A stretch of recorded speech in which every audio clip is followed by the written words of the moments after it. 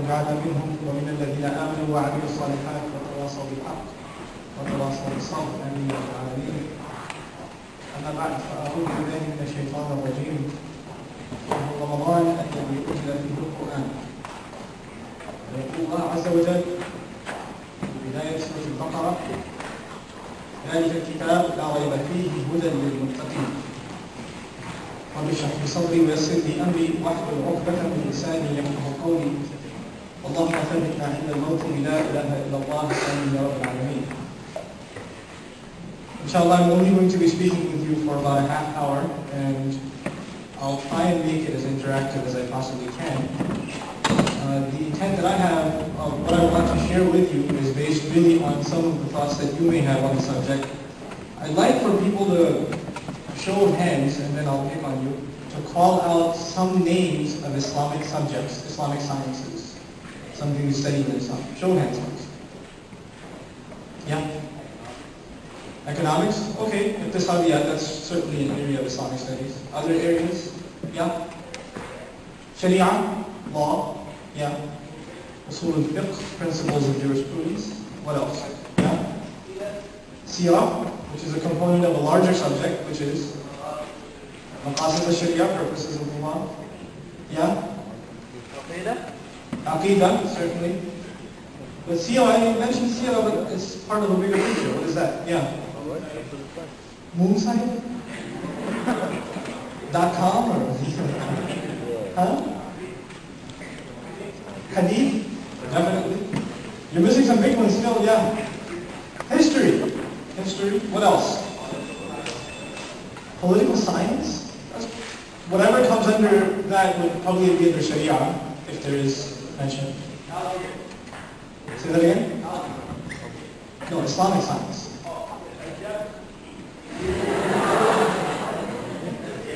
That's not Islamic science.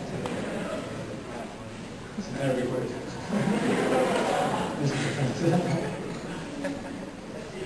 Tafsir, certainly, tafsir. So there's a lot to study. Somebody says, I want to study Islam.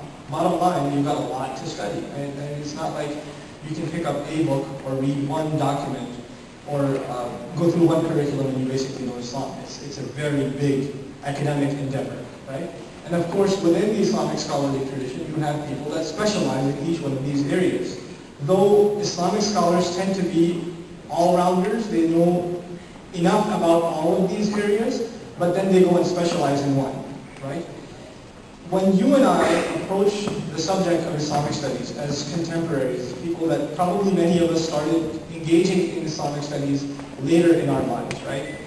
Almost when you reach adulthood, late teenagers or college students or whatever, and you try to learn something about Islam, what are some of the resources at your disposal that you personally may have experience with? That you try to learn Islam, where did you get it from? Yeah. The Quran? Okay, what else? Yeah. Sunnifan.com. Go on. I'm sorry? Why Tawheed what? Okay. So the internet. Can you please tell me? Okay. Internet. What else? Books. Of course, in what language? Arabic? Really? I'm impressed. For most of you, Arabic books? English. Let's be honest. Okay. Lectures, tape, CDs, illegal MP3s, you name it. The ones that begin, please do not copy. Yeah, I got it. No, I don't. I'm just kidding. So, we have primarily our resources are multimedia materials for most of us. Of course, attending conferences and attending lectures, at least lectures that are meant to teach you something. Not like this one, I'm not teaching you anything. But lectures that are meant to teach you an Islamic subject, or attending a class, taking a course, etc. Resources of this nature, however, are limited, correct? And so what we find among Muslims is a huge diversity in terms of their understanding of Islam. And if you are part of any community, even at the micro level, at an MSA or at a masjid or whatever, you'll find people that have a very different take on the same subject. Drastically different. And their take, of course, is based on things that they know to be true, things that they've learned. And what I tried to illustrate to you is Islam is a very deep thing. It's a very complicated subject. It's a profound study. And so to have a position that is concrete, 100%, this is the right way, for most people, it's not really based on actual knowledge of the subject. What is it based on? What is it based on? Experience? I think prayer should be done this way. What is that based on? Hearsay for many people. You know, it's scary, but it's true. For many people, it is hearsay. For others, what is it? Opinion. Maybe they heard from their imam of a local masjid. Maybe they read it on a website. Maybe they read that this hadith is sahih, etc., etc. And of course, they trust it, so they take it. Now, there is, before I go into the real subject of the evening, what I want to share with you is one thing that we all have to be very, very clear on. Our deen is a deen of trust. Angel Jibreel entrusted the message to Muhammad sallallahu alaihi wasallam. Rasulullah sallallahu alaihi wasallam entrusted this message with his companions. His companions gave that trust to the first generation, and so on and so on and so on, correct? It is a deen of trust. In Western academic studies, especially history, the concept of trust is irrelevant. It's irrelevant. If a person says such and such happened, that can't be taken, because there is no concept of trust. There's only scientific evidence and non-scientific evidence, right? And one of the biggest problems with that the non-Muslims, especially Orientalists and stuff, have with Quran and Quran preservation, that it's been maintained in this way. Of course, there's other historical scientific evidence to it, but the issue of trust, which is at the heart of preservation of Quran, they don't really take it. They don't want to consider that issue. But we have always been a people of trust. Now, there are some among us who argue that I follow Quran and Sunnah because those are the true teachings of Islam, and I don't trust anybody else. Right? You ever heard that before? Now I want you to understand something very clearly. Between Quran and Sunnah and your application of Quran and Sunnah, there is something in the middle. What is in the middle? Your intellect. You're processing the information and then you're applying it, correct? So basically when you say, I only follow Quran and Sunnah and I don't follow anyone else, what you are essentially saying is that you are the most qualified authority you could find to interpret what the Quran is saying and what the Sunnah is saying, and you don't find anybody better qualified to do so. Okay? Which is a very tall claim. Now, I just want to walk you through a little bit of this as a tangent subject, but I think it's important because it's a growing concern among youth. Disrespect for scholarship. You know the famous hadith, alaykum bi sunnati, be committed to my sunnah? You know the part of this hadith that is not often quoted? وَسُنَّةِ الْخُلَفَاءِ الرَّاشِدِينَ الْمَهْدِيِّينَ. What does that mean? The legacy of the rightly guided caliph. Were they prophets? No. Yet the Prophet himself, sallallahu alaihi wasallam, commanded us in that same hadith to commit to their legacy also, in addition to his own. Which means he trusts that when they make a decision, it will be based on how he trained them, correct? And you will find people today that will say, I am true to Allah and His Messenger, therefore I am qualified to make corrections in some fatwa that Ali may have given radiallahu anhu, or Umar bin al-Khattab may have given radiallahu anhu, because according to the Sunnah, this is better. According to the Sahih Hadith, contradicts what Umar bin al-Khattab did radiallahu anhu, or contradicts what Uthman radiallahu anhu did. Now, as far as the textbook is concerned, that makes sense. Okay, here's the text, this is the hadith, and this is the action of the Sahabi, and apparently there's a contradiction. But there's a big difference here. You know what the difference is? We read a hadith, and those people, how did they read a hadith? How did they hear it from the mouth of the Messenger himself? Sallallahu Alaihi Wasallam. We read about the historical context, and they lived the historical context. So if you were to compare who has a better understanding of the same text, among any of the scholars and a Sahabi, who will always win hands down? There is no comparison. There is no disagreement that the Sahaba's understanding of this deen is the most pristine, most solid understanding. And just to solidify the subject before you, across Islamic scholarship, There's diversity in Islamic scholarship, across Islamic scholarship. If somebody wants to study tafsir, the science of interpreting the Quran and understanding the implications of the ayat of the Quran, you know what the bare minimum requirement is as far as which mufassir everybody has to know? Who's the mufassir that everybody has to know? Of course, the Rasul when he made tafsir of an ayat after him, which mufassir do you have to study if you're a student of tafsir? You know? There's one man. Ibn Abbas radiallahu anhu. No sahabi of the Messenger sallallahu alayhi wa sallam. There is ijma' of the ummah united. If you pick up any book of tafsir, you will find mention of what Ibn Abbas radiallahu anhu said about this ayah, or that ayah, or that ayah, or that ayah. Why? Because he was entrusted with this knowledge, and the guarantee of that is given by Rasul himself. Anyway, I just wanted to make mention of this point because we see an increasing level of, I would call it, immaturity and intolerance. In terms of real knowledge of deen, where people argue the hadith says this, and these people don't know mustalah of hadith, they don't know usul of hadith, they don't know the science of narration, they don't know usul al-fiqh, they haven't studied the differences of opinion and the evidences of all the scholars that disagree, nothing, they've just read a website and they're saying the hadith says this, therefore you are doing kufr if you don't follow. It's a very immature position to have. It's not a very sound position to have. And you know, the last thing I'll mention is one of the fatwa of Bukhari, rahimahullah. Everybody knows who Bukhari is? Rahimahullah. You know what he said? He said it is haram for anyone to comment on a hadith unless they themselves either took it from someone who had ijazah in hadith, who themselves has certified knowledge of hadith themselves, or they themselves have ijazah. They can comment on the hadith. What do we find today? You go online, Google, Bukhari, prayer. Pick up a bunch of hadith, translate it in English of course. You print them out and say, I know everything there is to know about prayer. It's a very dangerous thing to do. It's an extremely dangerous approach.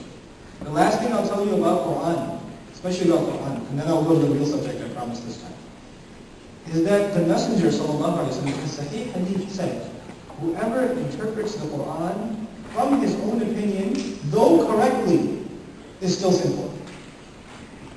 Now listen to that again. If somebody interprets the Quran, and their interpretation is not invalid, it's not invalid, but the fact that they acted creatively in interpreting the text, they have actually also committed a sin.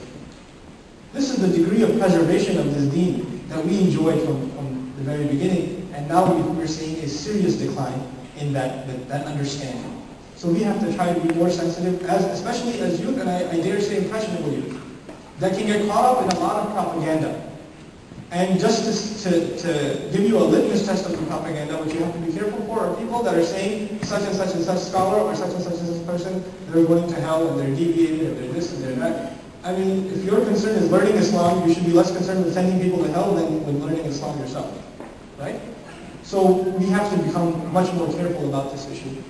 Inshallah ta'ala in our learning. Now, what I wanted to talk to you about, the month of Ramadan and its significance. Allah puts two terms, subhanahu wa ta'ala, together in this ayah that defines Ramadan. Shahru Ramadan alladhi unzila fihi al-Quran. The two key words in the ayah are Ramadan and Quran. Those are the two key terms. So basically, this is the month of Quran. This is the month in which our scholars, many of them, rahmahumullah, you know, they used to be scholars of hadith and fiqh and tafsir, other things. They used to put all their books of hadith away and they say, this is the month of Quran. We're only going to study Quran and teach Quran and memorize Quran and make long salah with Quran this month. This is the month of Quran. They used to give it special dedication. The reason I want to bring that up is because in my observation, Allah only knows best, as a people, especially as Muslim youth, we are very far from Islam anyway, but we're really, really far from the Quran. We have a huge gap between ourselves and Quran, for many reasons. But I want to try and encourage all of us to close that gap this coming month, to come closer to Allah's book. And these are really vague words, you know, come closer to Allah's book, so I want to get a little more specific in what I'm requesting of myself and all of you, inshallah. You know, the term huda, who can translate it? Guidance. The Quran declares itself huda, huda lin-nas, right? It's a guidance for mankind. Now the term guidance is kind of vague, and it can be taken in a whole number of ways. And I want to make it a little more specific with just simple examples, so you understand what the term huda linguistically means. Huda literally means to show someone the way. When do you show someone the way? When they're lost. And of course, showing someone the way implies that you're leading them to a destination, correct? So when Allah says Quran is guidance, in effect what He is saying is, this Quran illustrates a path. And that path leads to a destination. Let's take another common example. There's this person that needs to catch a flight in JFK. And they're stuck somewhere in Brooklyn. They don't know where to go. They pull over at a gas station, they ask for directions, the guy gives them directions, take a left here, take a right here, you'll get up on Belt Parkway will turn into Manway, there you are at the airport. He gives them step by step, 10 steps for the directions. And the guy says, thank you very much. Is he listening to those directions carefully or not? The person who needs to catch a flight. Is he yes or no? Yes. Totally. He's desperate because he needs to catch his flight, correct? And this person, this gas station attendant, says, I'm pretty good at giving directions to the airport. So he makes a flyer of directions to the airport and passes them out to everyone who comes to get gas at the station. Do people want it? It's crazy.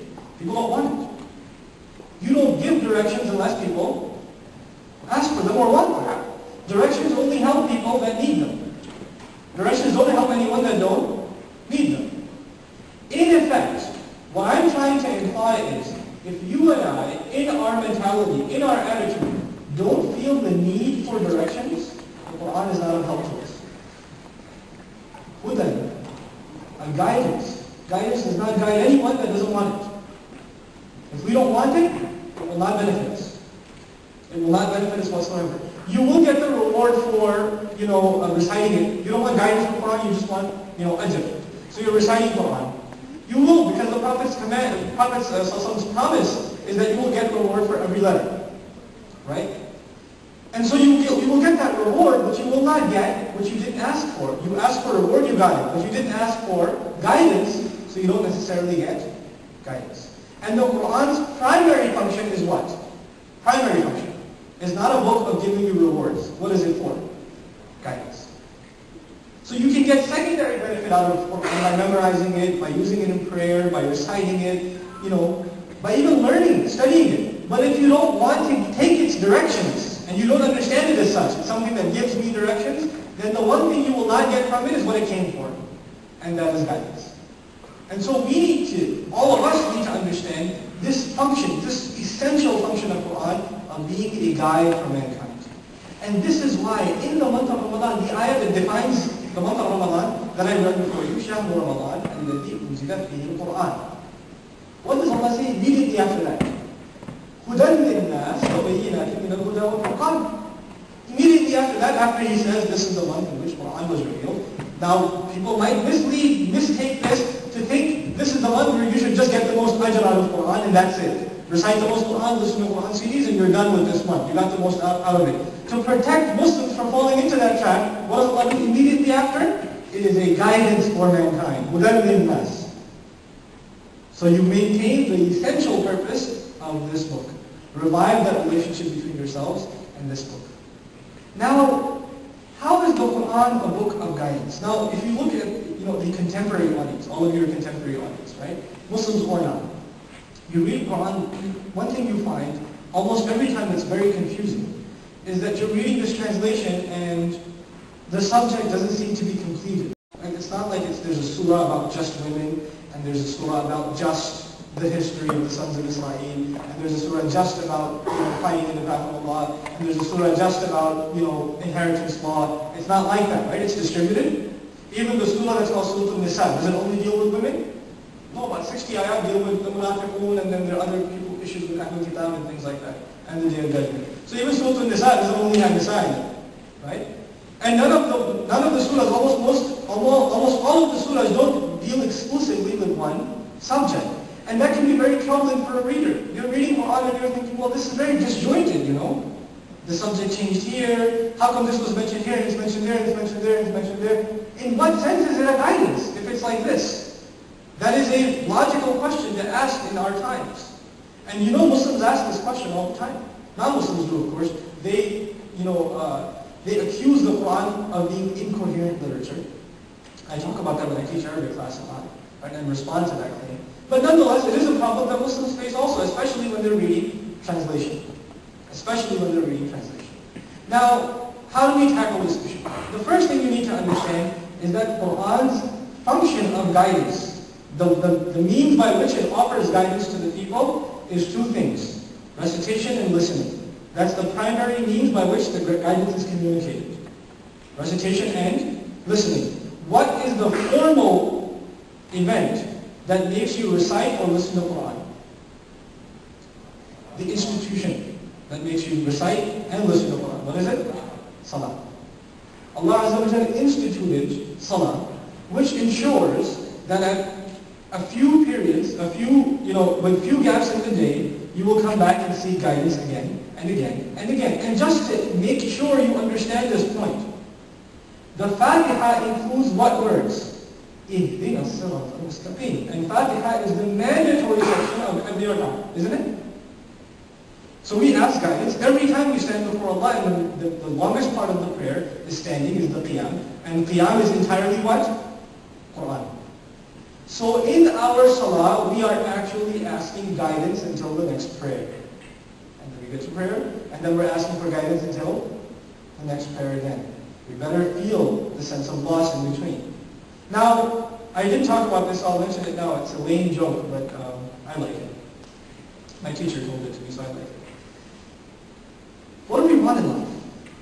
What's the biggest thing we want? I mean, when he gave this talk, he gave this joke, so I'll share it with you. There's a young man, he's sitting in the park, relaxing, and an old man walks by. He said, "Young man, what are you doing here?" He says, "I'm chilling, relaxing." He said, "No, you shouldn't relax, you're young, you have energy, you should do work, you should do something." He said, "What should I do?" He said, "You should sell fruit at least in the park. Just set up a table here and just start selling fruit." He said, "What should I do after that?" He goes, "Well, if you work hard at it, you can expand your business and get fruit tables." He said, "What should I do after that?" He goes, "Well, after that, you can get yourself a whole shack and sell fruit out of there." I says, "Then what do I do?" He says, "Just keep working hard at it, and eventually you'll have your own fruit market. And then after that, well, you can buy your own farm. So you're the distributor and you're the seller. You can make lots of money." He said, "What do you do after that?" He goes, "Then you're in a position to buy yourself a big house. Everything you want in that house." He says, "What do I do after that?" He goes, "Then you can relax. Sit in that big house and enjoy it." He goes, "No thanks, I'm already relaxing." You know what the concern is for human beings? To have everything they want. And you know what it is eventually that all of us want? If you don't feel it now, you'll feel it as you get a little bit older. Eventually we want a house to our name. We want a property that is ours. We start that from childhood. If you have siblings, I want my own room. Right? Why are you sitting on my bed? That kind of stuff, right? And eventually when you go into college, I got my own apartment. Or I'm sharing, but I get my own room. Right? People are proud of their space. When you get a little older, now I'm renting a nice house. And eventually, I just bought this house. And throw a party, you're really proud of yourself. Even people that work in low-paying jobs for years and years and years, at the end of it, you ask them in their retirement, when you ask them, what is the accomplishment of your life? You know what they'll tell you? I bought a house. I've got this property in my name. This is the sense of stability. I'm going to have what I want in it. It can be decorated the way I want. Right? It's something that I don't have to worry about the future anymore. Where am I going to live? Where's going to be the roof over my head? It's a matter of stability. And Allah put that in human nature. And so what does He offer us directions to in Quran? He offers us directions to our own property. Where is it? Jannah. Permanent residence. No maintenance necessary. No bills to pay. Any customized the way you like it. You can stay in it as long as you want. Permanently, endlessly. And here are directions to it, simple guidelines that you have to follow. But for every house, there's a price. For every property, there's a price. When you want to buy a house in this world, I know some of my friends, when I made them go to the city to college, they were cab drivers. And they work upwards of 70, 80, sometimes 100 hours a week just so they can buy a house. Just all they wanted of it. It was serious labor to get to that house, right? So Allah is offering us a path that leads us to a house. There's only one catch though. The catch is, He's offering you a property better than anything you've ever seen, ever, on TV or with your own eyes. And it is beyond anyone's imagination. The only catch is you can't see it yet. And the only other catch is it doesn't have a price tag. It doesn't have this much is what you have to pay. What he's demanding is your whole life. Give me your whole life, and the service agreement will come to an end when you are being when dust is being poured over you in your grave. If you can do that, you've got the property. If any other salesperson comes to you and offers you a deal like that, you're going to say, what? You crazy? I can't do that. I mean, give me at least a limit. How much should I give you? And then, we've got a business deal. And let me see what you've got to offer. In every business transaction where there is a promise of the future, human beings ask for at least two things. They ask for, what do I get? Or actually rather, not what do I get, when do I get it back? When do I get my investment back, right? That's the first logical question to ask if somebody comes to you with a business proposition. The second thing to ask, can I trust you? I mean, if fine, you're saying I'll get my money back next month, but who are you? Can I really trust you? So when the Quran offers this guidance, who are the only people that are actually going to dare to walk that guidance? That's the point I'm trying to make. The people who completely put their trust in Allah. People that have any doubt whatsoever, are not going to be able to walk this path. Because you have to have absolute confidence that this promise is true. Accepting Quran as guidance. There's another scenario, however. Somebody says, I already know Quran. I've studied tafsir. I've memorized the whole thing. I've read it cover to cover. I know it. I don't need guidance anymore because I already know it. Right? Just like you offer somebody directions and they say, I already got it. I know how to go there. No thanks. So you will find ourselves having this attitude, alhamdulillah, we're already Muslim. We already know what the truth is. I don't need guidance. I already have it. I already accepted Islam. What I want to make sure you understand is that the ayah is Madani. And the ayah about Ramadan and about guidance is talking to Muslims. And then it's telling them to seek guidance. And what I want you to understand very clearly is that the greatest sunnah is the sunnah of Muhammad sallallahu alayhi wa sallam, our messenger, who was commanded in singular. Fatiha, the Surah Al-Fatiha, the ayah that makes us beg for guidance, ihdinas siratal mustaqim is singular. Ihdi is singular. Who is the first person to say those words in history, among human beings? The Prophet Muhammad sallallahu alaihi wasallam.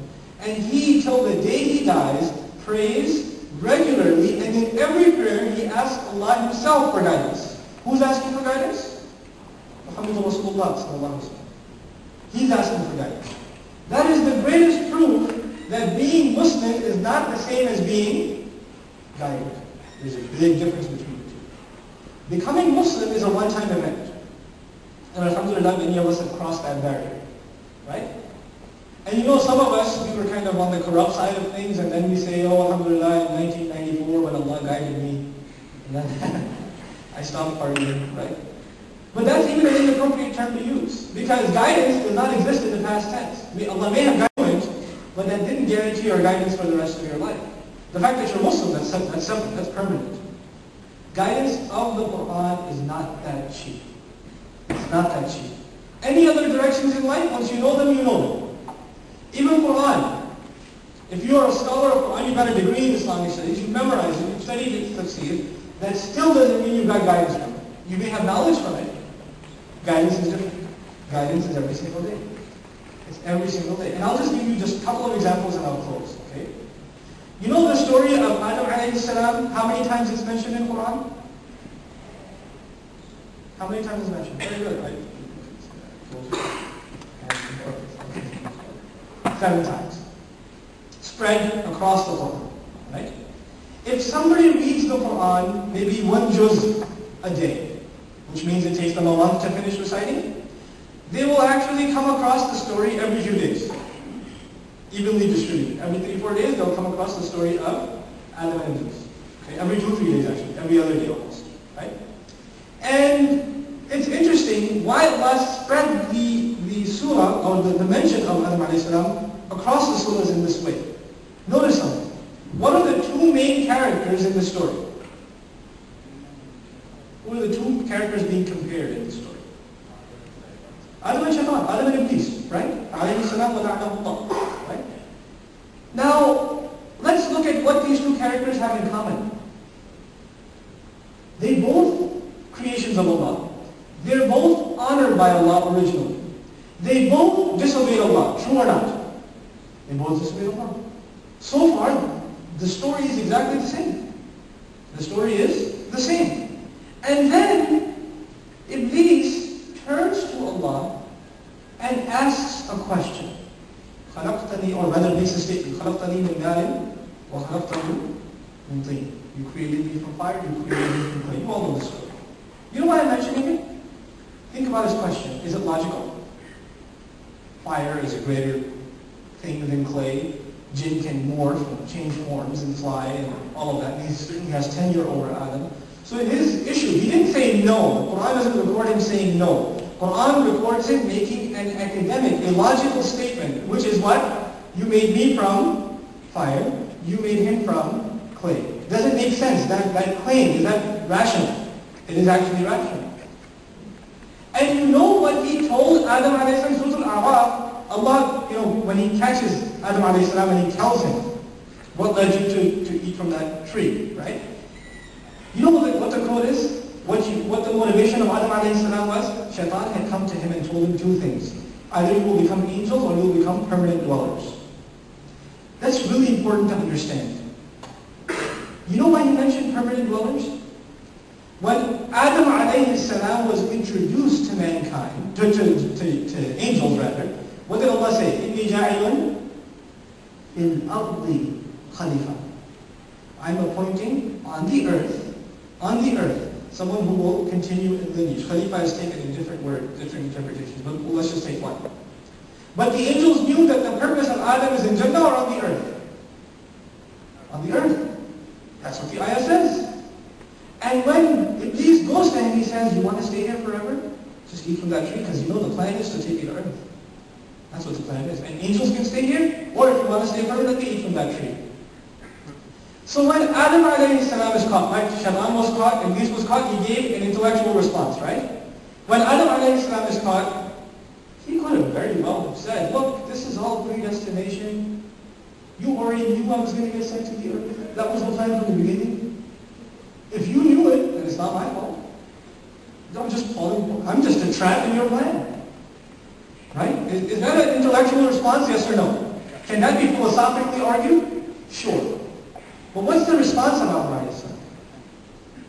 He accepts his guilt, and he makes tawbah to Allah when Allah teaches him the words. He accepts it humbly. For someone who wants guidance, you have been given two possibilities. You can try to become intellectual, and question the will of Allah. And feel really smart about it too. Feel very smart about it. Oh man, I came up with this philosophical question, nobody's got the answer to it. If I do something, and Allah already knew I was going to do it, then it ain't my fault. Right? You've got two options. Allah is placing two options before all of us, and we get reminded of them every day. Every day you will have to make decisions, and you will make mistakes. And when you make mistakes, you will have the option of going the shaitan route, and rationalizing your mistake, or you have the option of going the route of our father who made tawbah and was forgiven by Allah. You have the option. You get mentioned of that every time. And the stories in the Quran aren't stories. They're such profound lessons. They're such incredible lessons. You know, when you think of a movie or any other story, you think of hero and villain, right? And then like extra characters. When you think of Yusuf alayhi salam's story, who's the hero? Who's the main character? Who's like the guy you're looking to hear good news about? Yusuf alayhi salam. Who are the villains? His brothers. That's only in story life. In real life, things are more complicated, aren't they? You can't just label someone as a hero and a villain. People are human beings, they do bad things, sometimes they do good things other times. The question is, if the other brothers of Yusuf alayhi salam are all evil, why are they evil? Were they brought up in a bad environment? Who's their father? Yaqub alayhi salam. Who's his father? Yep, Ishaq alayhi salam. Who's his father? Ibrahim alayhi salam. So if you're going to talk about proper upbringing, you can't find a better bunch. Whose dad, grandfather, and great-grandfather are all prophets, not to mention their brother, right? Best possible upbringing. Isn't that true? So you can't say these people lived in a rough neighborhood and they didn't learn their ethics properly, that's why they did what they did. You can't say that. You can't just say black and white, they're villains. I mean, you're speaking about children of a prophet, direct children of a prophet. What made them go to that extent? What is mentioned in this story is something very real to human beings. Good people, out of jealousy, can do some crazy things sometimes. And did they make tawbah at the end? Did they regret what they did at the end? Sure. Because they're not permanently labeled as villains. And they must be defeated. This is real life. This is not a story. So the lessons in Quran, these stories that we basically romanticized and turned them into, just here's the story, here are the characters, this is what happened at the end. They all have, every word has such guidance in it for us, for our daily affairs, for our day-to-day lives, and we tend to ignore them. Quran can be studied, and we have to fulfill our obligations to Quran, a number of things we have to do for Quran. Now, here's where I'm going to leave you with a list of things to do or to worry about this month, inshallah, and I'll close. The first thing, you have to fix your attitude towards the Quran. Really under saying, Iman bi kitabillah, belief in the book of Allah. The first thing that has to change is our attitude. What does this book mean to me? Why do I need to study it? Does it offer me any guidance? Am I actually lost? Do I actually believe in this book or do I believe this book? You know the difference in semantics? Believing the book and believing in the book? All of us, alhamdulillah, believe in the book. But when it comes to believing the book, it's saying something is true, your intellect doesn't agree, you still believe it. How many people have the attitude of Adam alayhi salam? That's the question to be asked. Our attitude towards this book has to be fixed. The second thing that has to be fixed is our etiquette towards this book, our mannerism towards this book. The time we give it, the way in which we recite it. You feel embarrassment if you have the funny accent and you're speaking and everybody look at you and you feel embarrassment, you try to fix your accent. And yet we recite Quran with our hideous knowledge of tajweed. And it's such disrespect to Quran, yet we don't feel concerned that we should learn proper etiquette to recite the word of Allah. After all, these are words that came out from the mouth of Muhammad sallallahu alayhi wa sallam. From my beloved, from your beloved. They came out of his mouth. They were given to him by Allah himself. You're quoting the messenger of Allah. You ever think about that? Quran is not just recitation. It is a quotation. He said, quote, this, and Allah told him to say so. Revelation directly from Allah. We're quoting. So our mannerism, the concern to learn tajweed, proper recitation, time to memorize more and more of it, etc. has to change. The etiquette towards Quran, especially in Salah and the prayer, has to change. And make this Ramadan an opportunity to do so. When you stand before Allah and you recite Fatiha, I know you recited it 1,000 times, but recite it like Allah is right in front of you and you're on the Day of Judgment. Recite it like you really mean it. This word of Allah, this is not just any other words. It's not just something you memorize. That's what it was when we were kids. Now we should know better. It shouldn't be the same, right? So our mannerisms have to change. The third thing that has to change is our concern to understand it. You can't take guidance if you don't understand the directions. Right? If you don't speak, Italian and I give you directions in Italian, it doesn't mean anything to you, right? So this book, a lot is lost in translation. A lot is lost in translation. And all of us should feel the thirst to want to fill that void between ourselves and Quran, and gap of translation. We should try to learn the Arabic language to the best of our ability. Of course, we may not be able to do that during Ramadan, but at least try to fulfill the other obligations. And until you do learn Arabic, at least pick up a book of tafsir and study. Understand at least what you memorize and what you use in salah. What you use in the prayer. Constantly. Look at the fruits of those ayat, the benefits of those ayat in your personal life. This is how, the Sahaba, they looked at Quran. They looked at Quran as a manual for life. Whenever they heard an ayah, they applied it right away. Guidance, that's what you do, right? Take a left, you take a left. That's what they used to do. Quran for us is more about ceremony.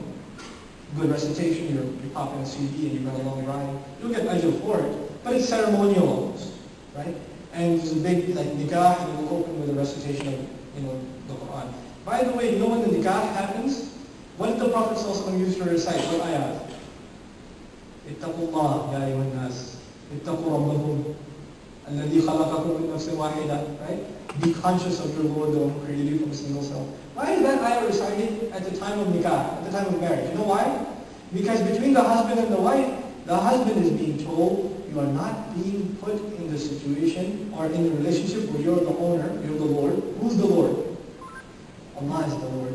Fear Him and take care of your relationship. He created you. He's putting you in this place. Guidance is being offered at that ceremony. By the choice of the ayah choice is by the Rasul himself. It's the established sunnah of the khutbah of nikah. Right? So we really have to become people that try and seek guidance every time from Allah's book. Really try to find direction from Allah's book. You know, one of the practices I tried, I don't guarantee it, but really I recommend trying it. If you ever feel like you need direction, which you should all the time, open up the book of Allah and start reciting, and wallahi you will find guidance. You will find what to do. You will find an answer to what you need. And subhanAllah, none of the stories are buried in history. None of the ayat of Quran are irrelevant today. All of it offers this guidance today. Even Alif Lam Mim. Who knows what Alif Lam Mim means? Who knows what it means? Allah knows best, right? Alif Lam Mim, Kaf, Ha, Ain, Sad. You don't know what it means? But how does the first major surah of Quran, Fatiha is the introduction, the biggest surah of Quran is Baqarah. And it begins, Alif Lam Mim. Now if I'm saying every ayah of Quran is guidance, how is Alif Lam Mim guidance too? Again, a logical question, right? Trying to be intellectual. Tell me where the guidance is in Alif Lam Mim. Well, here's the guidance. Allah introduces you to the book and gives you words whose meanings only He knows. So He's correcting your attitude. You know nothing, I know everything, and if you come to the book with this attitude, then you will find guidance. So He begins by humbling us, Alif Lam Mim. And then He gives us His lesson.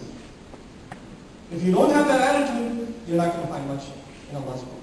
I really pray that we are able to take advantage of this month to the utmost, to revive our relationship with Allah's book, to maintain, try to get in a routine, and try to get in a routine before Ramadan so you don't lose any Ramadan days.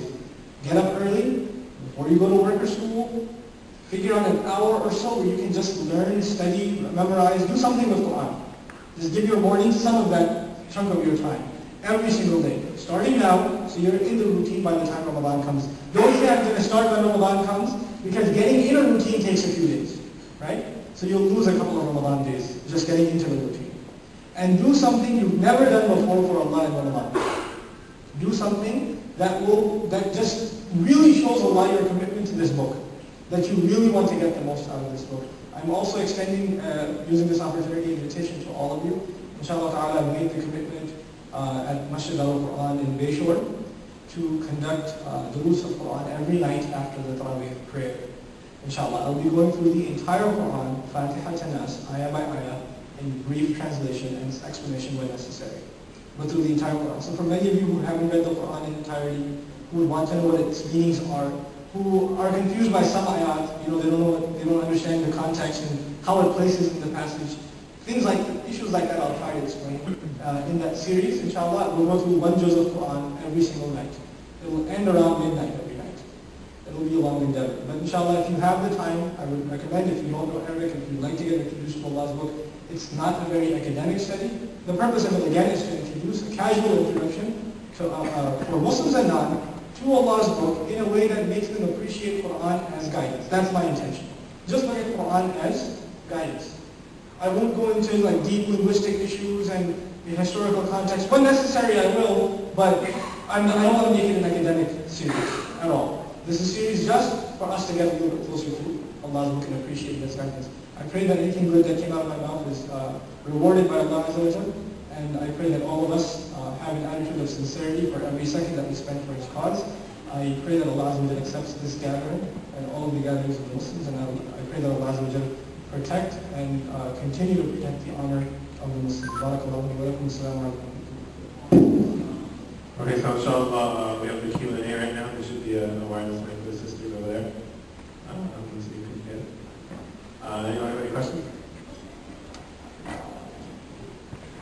Well, wait, I'm sure somebody, we have 200 people in there. We go. Hold on.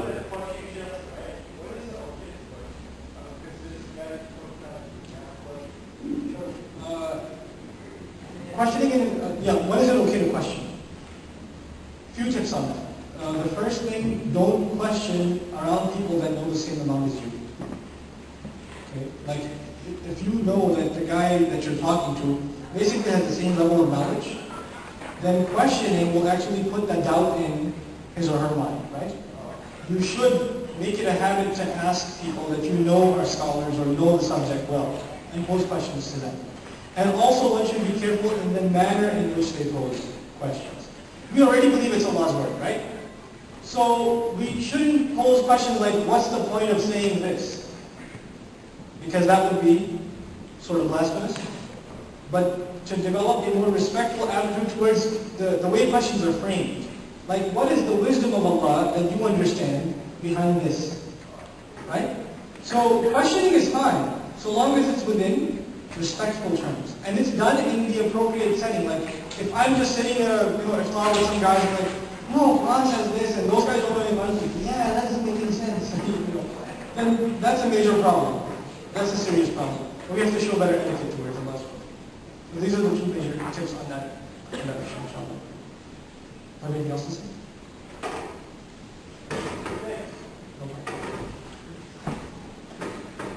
Yes.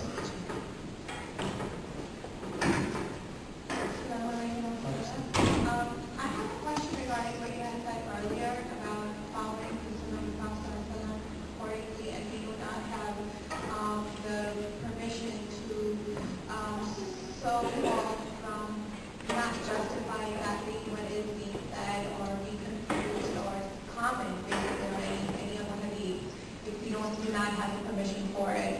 So if we are reading Sahih Bukhari in the masjid or anywhere else where we have copies of it and we come across certain passages that we do not understand, I can't seem to find any other books that would actually explain those hadith and how to actually go about understanding it in terms of the Quran and the Sunnah.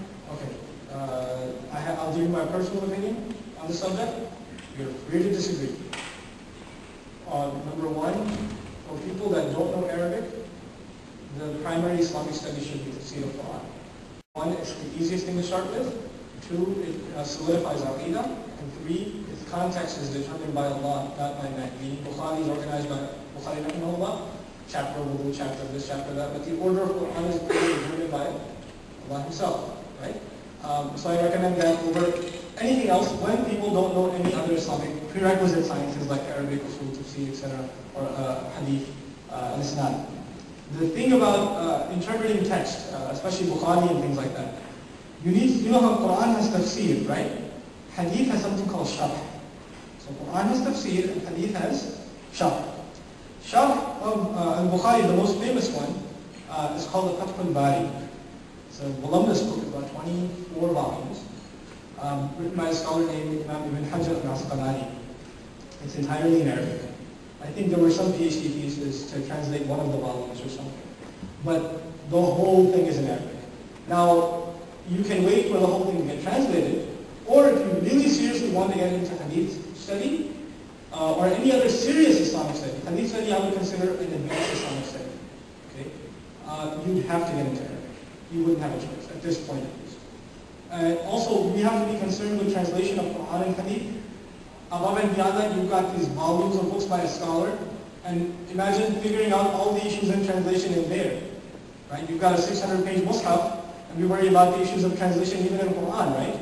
Now you've got a 40,000-page book translated, so who's going to sift through the issues in translation? What was lost in translation, what was maybe taken out of context, etc., etc.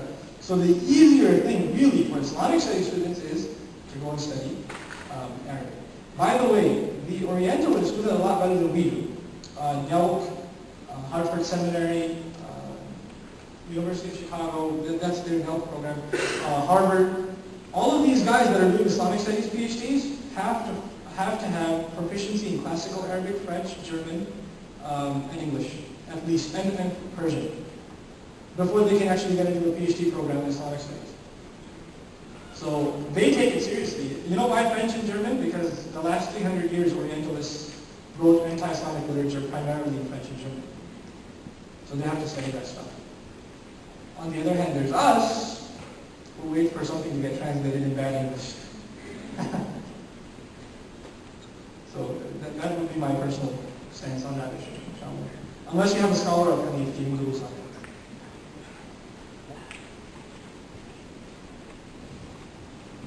If you don't have any other questions, I just want to make a quick comment about one last thing about Hadith. You have a question? Okay. The question I have, this is something I really didn't want to bring in here, that people will take it other way, but this is a very question I need to know the answer, if you may help out on this.